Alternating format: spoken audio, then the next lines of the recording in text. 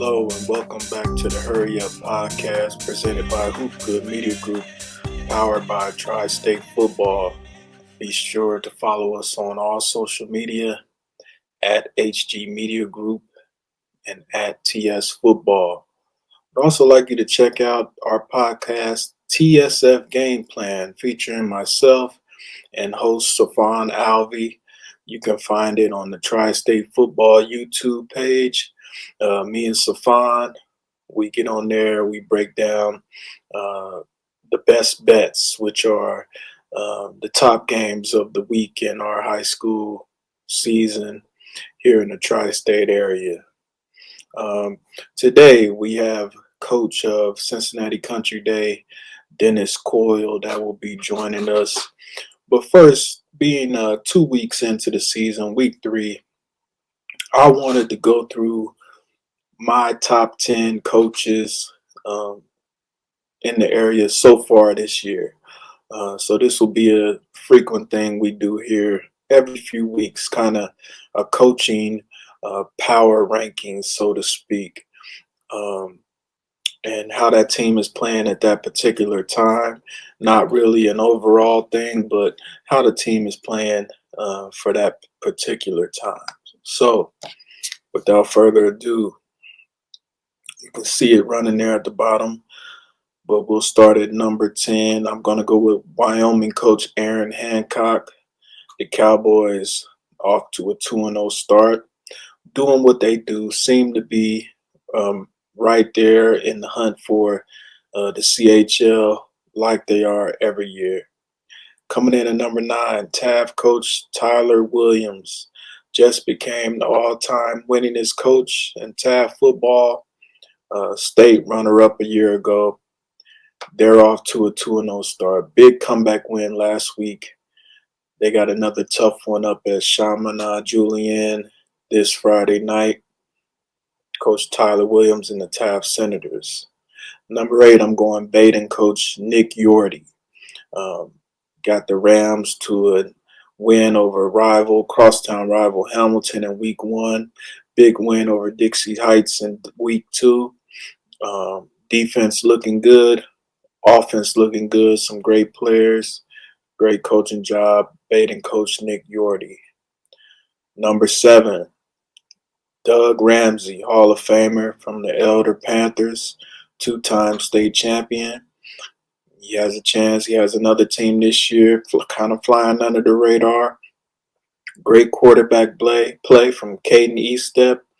And the Elder defense looks good. They're at Springboro this week, looking to move to 3-0. Number 6, I'm going John Kidner, Lakota East Thunderhawks. Lost his son, the quarterback, and they've come out and played well this year, leaning heavily on running back Ryder Hooks. A great defensive effort last week against Oak Hills to pull one out. 2-0 Lakota East. John Kidner sitting at number 6. Number 5, one of our guests last week's Khalid Jones from the Middletown Middies, 2-0. I think this is another sleeper team that has a chance to make a run here in the playoffs in the regular season, maybe a shot at the GMC. And great things being done by Khalid Jones at Middletown.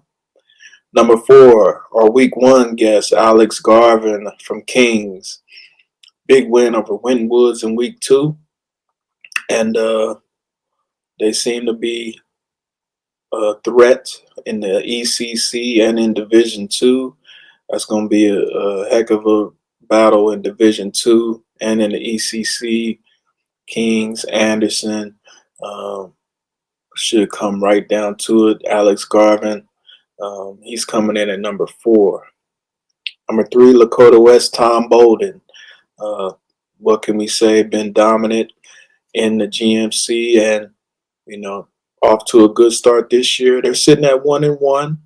Week 1 lost to St. Xavier, but I like what they did in the second half last week. Offense coming along. Defense will always keep them in games. And I think they'll get a a tough test this week, but should get a win. I like Tom Bolden in our power rankings at number 3. Number 2, Steve Specht. I'm going from St. Xavier, 2-0, number 1 team in our Blitz 5, top 25. Very, very good defense. Experienced coach, been around for a long time. Steve Specht at number 2. And at number 1, week 1 guest we had Anderson coach Evan Dreyer. Speaks for itself. Big time program offensively over the last year or so. They've really stepped up defensively. And I mean, they're going to be a tough team to beat in Division II.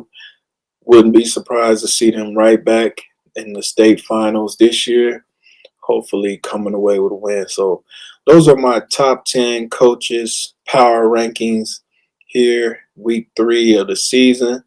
And a couple weeks we'll revisit again and see if we have any changes or anything of that nature. But again, our guest here, Cincinnati Country Day coach Dennis Coyle, and he's going to join us right after this. Hi everybody, my name is KJ Green, and after you're done with the Hurry Up, come check out my podcast, Sports from the Hoodwood. Insightful, intelligent, and intense. Sports commentary with the Hoodwood edge. Sports from the Hoodwood, link posted below. And now, without much further ado, back to the Hurry Up. Back here on the Hurry Up Season 1, Episode 3, and we are joined here by Cincinnati Country Day coach Dennis Coyle, the Nighthawks, sitting at 1-1, and we're going to bring in Coach right now. Coach, you had a shootout last weekend. I know you wanted to win, but how you feeling after that game last weekend? Well, we're not a very good football team right now. We're very young.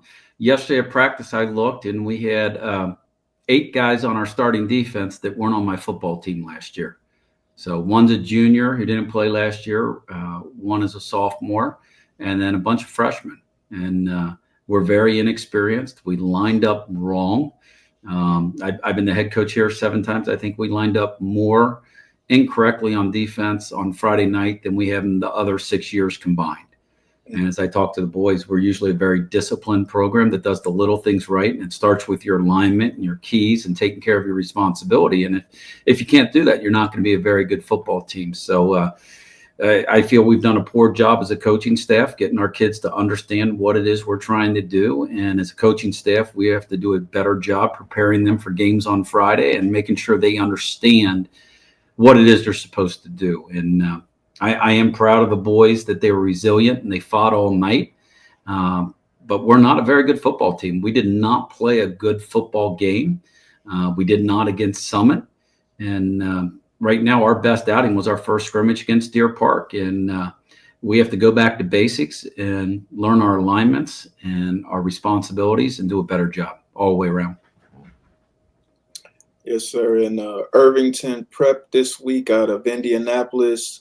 They're off to an 0-2 start. Kind of been really down the last few years.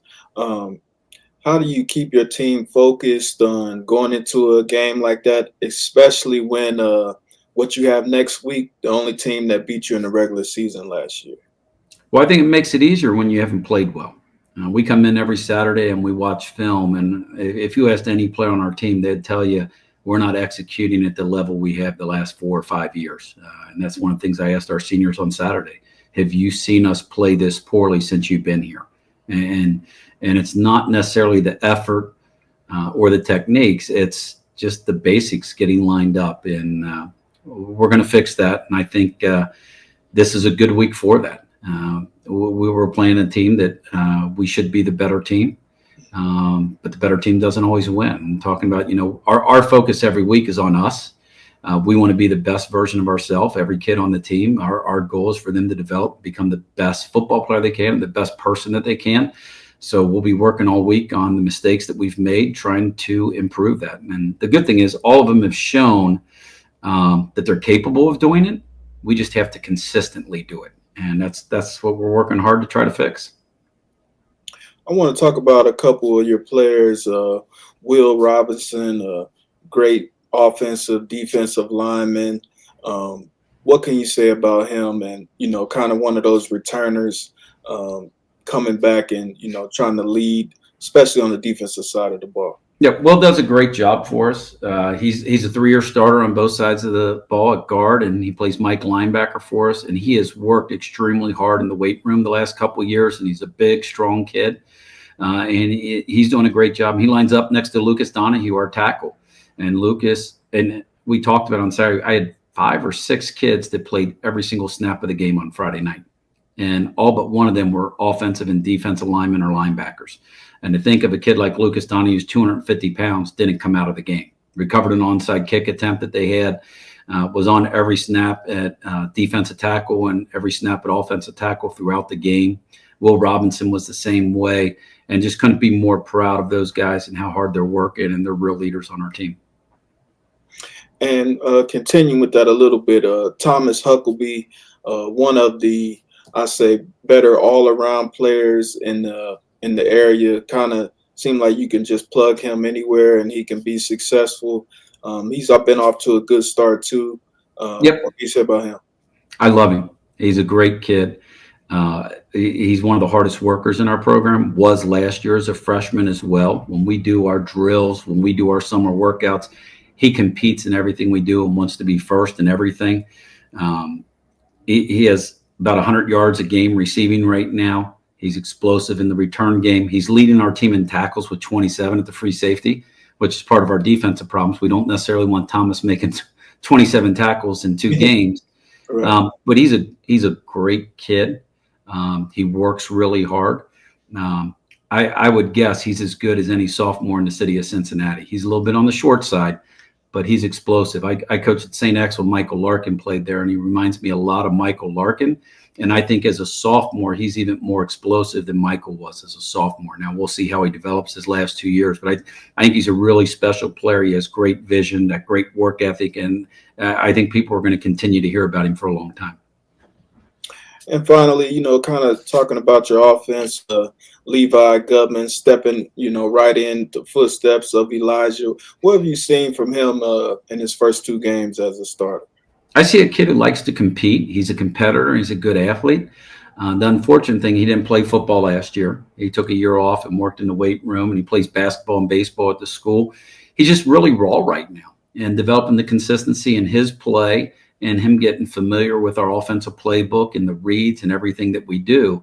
I think he's going to have a great career. And he's been a good leader for us. And we need him to continue to play well, because we graduated 10 seniors last year, and it was a really good class. A lot of them had played for multiple years. They won 40 games in 4 years. Mm-hmm. So losing that type of leadership, that's the biggest thing I'm finding is even some of our seniors, they're great kids. They've never had a lead. We had so many good leaders in the program that a lot of these guys were followers, and we're still waiting for those leaders to emerge. And some of them are reluctant to do it. It's not their personality. And we only have 7 upperclassmen. We have 4 seniors playing right now and 3 juniors. So we have 13 freshmen on a team of 25. So we're young and we're still figuring out. But I love that they come to work every day. They come to practice every day, and they're doing what we ask them to do, and they're trying to get better. We're just young and really green. And eventually they're going to get it. And when they do, we're going to be a pretty good football team, I think. Yes, sir. Well, Coach, I appreciate your time this afternoon. The Nighthawks, one of my favorite mascots in the area. I love that. The Nighthawks going at it. Looking for another deep run this year coming up later in the season. So I appreciate it, Coach. I appreciate it. I hope we have a deep run, but I can tell you we got to get a lot better than we are right now to make the playoffs and to win any playoff games. But I appreciate it.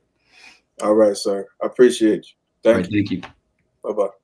Great stuff there from Cincinnati Country Day coach Dennis Coyle, one of the underrated coaches in our area. Really has that program going, and a lot of young talent, but they have a chance to do something special again once they get some games under their belt.